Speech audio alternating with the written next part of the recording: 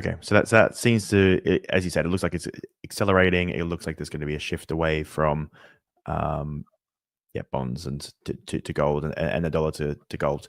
Um, and it sounds like you think this is going to continue quite aggressively into the coming year. So this isn't like we're at the top of the bull run, we're at the top of this super cycle. You think it's going to continue? If people ask me what would cause me to sell my gold, I say a cessation of the problem.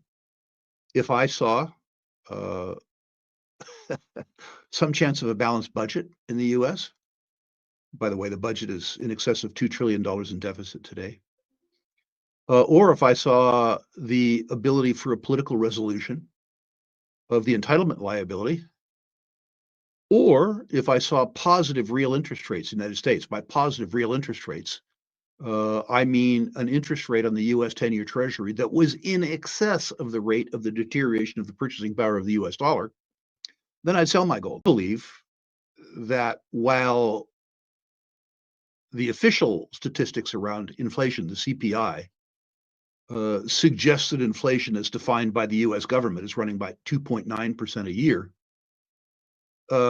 inflation defined as the deterioration in the purchasing power of the U.S. dollar relative to the basket of goods and services acquired by U.S. families.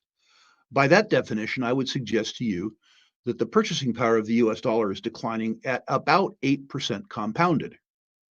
A real interest rate then would mean that the U.S. 10-year Treasury would have to yield some number in excess of the rate of deterioration of the U.S. dollar.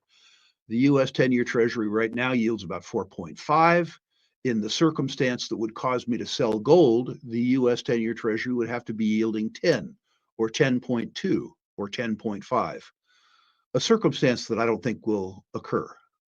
I think as a consequence of negative real interest rates, on balance sheet liabilities and off balance sheet liabilities, and the need to print to honor the nominal, not real value of those obligations, that the purchasing power of the US dollar declines by 75% over 10 years.